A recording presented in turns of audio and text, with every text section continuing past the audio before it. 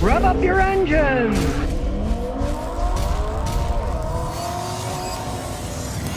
Well, if you're dumb enough to buy a Tesla, you might want to buy one from Hertz, right? They're selling them now. The ones that they rented out, now they're selling them, and you can get them as low as 14 grand if they get the tax incentive. Realized back in 2021, Hertz bought a whole bunch of these things. They purchased 100,000 Teslas, right? And they want to sell them.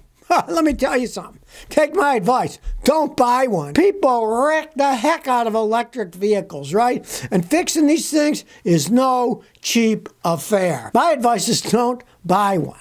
Doesn't matter how low the price is, it's not a wise investment in most cases. Hertz has them on their website. You can buy them directly from them. Realize there's a tax credit for used Teslas, new, not just new ones.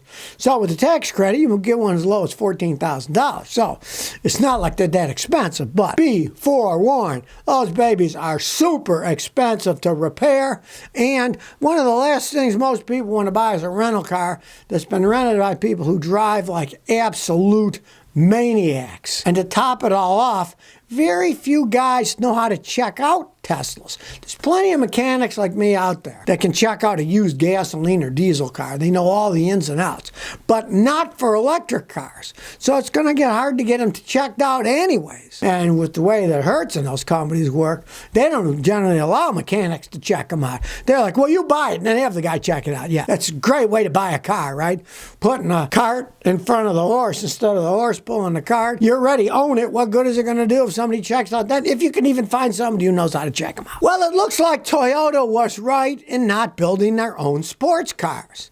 You know, they have the Toyota Supra, which is just a rebadged BMW Roadster that's made in Austria. And they have the GR86, which is a rebadged Subaru, right? If you know anything about cars, it takes hundreds of millions or maybe even $1 billion to design a sports car from scratch and then build it. So rather than do that, Toyota just decided, well, we'll call a BMW a Supra and we'll call a Subaru a GR86. Well, they were right not spending all that money because last year, Toyota only sold 2,652 of these Supras, the rebadged BMWs, right? That's not that many. And the funny thing was, the car boys all said, well, they don't have a standard. They only have automatics. There's no manual transmission. So this year, well, last year, 2023, they came up with a manual transmission Supra BMW, right?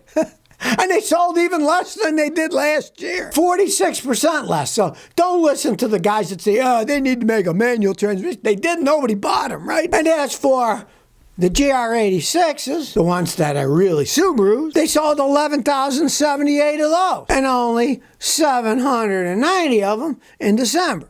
So nobody's really buying those either. What it comes down to is Toyota was smart because sports cars are not what people want anymore. They want SUVs, they want trucks. They don't want sports cars.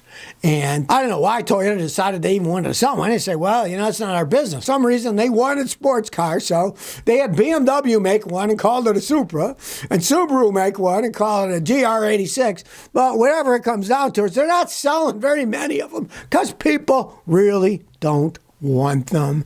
And anybody with half a brain cell in their head realized they're not really Toyotas anyway. The Subarus and their BMWs, and both of those companies have problems. Well, here's an email from one of your viewers, Sheila, who got ripped off at a Mazda dealer. Beware of Mazda red paint. I bought a Mazda CX-3 at Wellesley Mazda. Their motto is buy transparently. Well, I guess it wasn't too transparent for her because she bought a car and it was covered with dirt. She said they didn't wash it. She road tested it. When she went to pick it up, it was all clean. It was covered with hundreds of paint blemishes, right? Dots and rust where the paint had come off. So she says, I gave a $5,000 deposit scheduled to pick it up. After I gave them the deposit, they brought out the car. To my shock, I could see over 40 paint chips and rust all over the car, across the hood, rear view mirror, doors, side panels.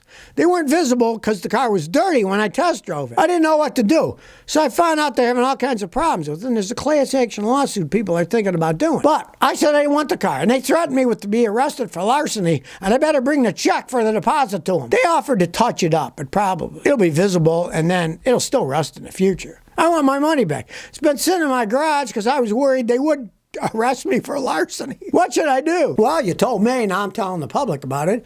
Maybe people will shame them, right? So Wellesley Mazda, I'm shaming you right now. If your motto really is buy transparently, well, it's transparent that you're scumbags, right?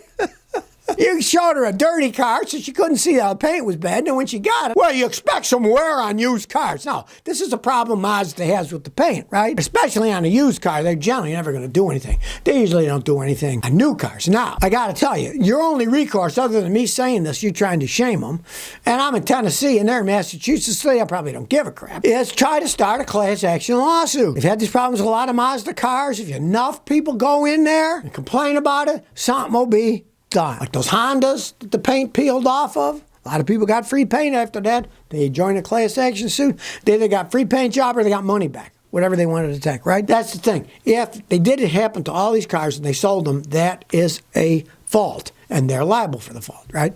It might take years, but it's at least something to get into. Me, I wouldn't have given them the check in the first place. I would have said, go ahead, sue me if you want. You're ripping me off, I'll countersue you. And then they'll walk back. They're not going to sue you. They're just threatening you, right? They don't want to get involved in a lawsuit. And maybe now, if you threaten them with a lawsuit and they see this video, maybe they'll decide, oh, well, we'll give you your money back or we'll repaint the car, whatever. See what happens. Good luck. Well, if you're thinking about buying an electric car and you live kind of out in the boonies, you might think twice. Okay? A man in Yellowknife, Canada, bought his electric truck, and he knew he had to upgrade on his house so he could put a 220-volt charger, right? So he knew that was going to cost him a little bit of money. But guess what? Being kind of out in the boonies, he's going to have to pay the Canadian Electric Company $12,000 to upgrade the transformer near his house. Understand that transformers are only made to handle a certain amount of electricity, and if you have an older transformer, it will not be able to handle the amperage that comes out to charge, especially an electric truck.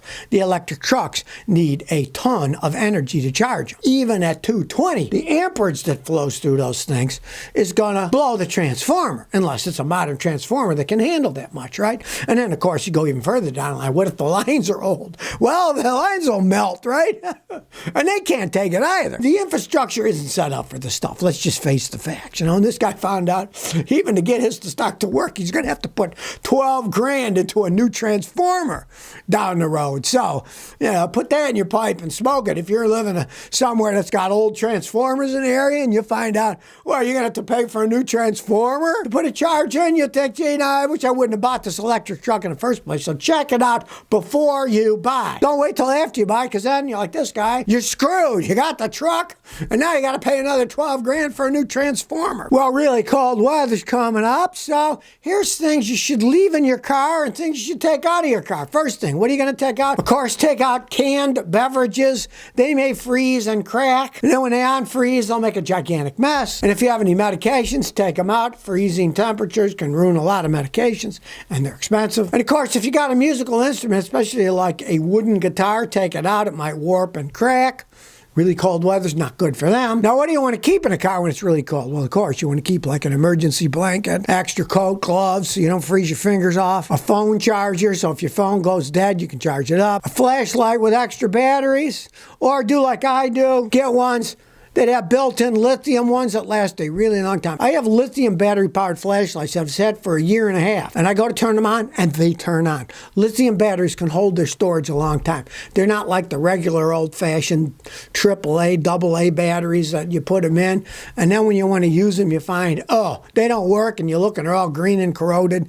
No, the lithium-ion batteries work better. And of course, have some water and snacks if you're staying in the car, right? Because you want to have something that you can drink. And if you don't want something to blow up, hey, fill the water bottles halfway. So if they freeze, right, they won't break anything. They'll just expand the plastic a little bit. And of course, first aid supplies in case something goes wrong. I always tell people, you know, get a first aid kit, put it in your car. You never know. It might help somebody else that gets in a wreck or yourself. And of course, just for safety reasons, fire extinguisher. Good idea to have a fire extinguisher in case your car or somebody else's starts on fire. You could save a life by having that thing lying there.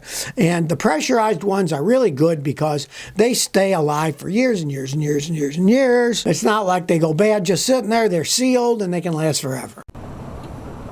So if you never want to miss another one of my new car repair videos, remember to ring that bell.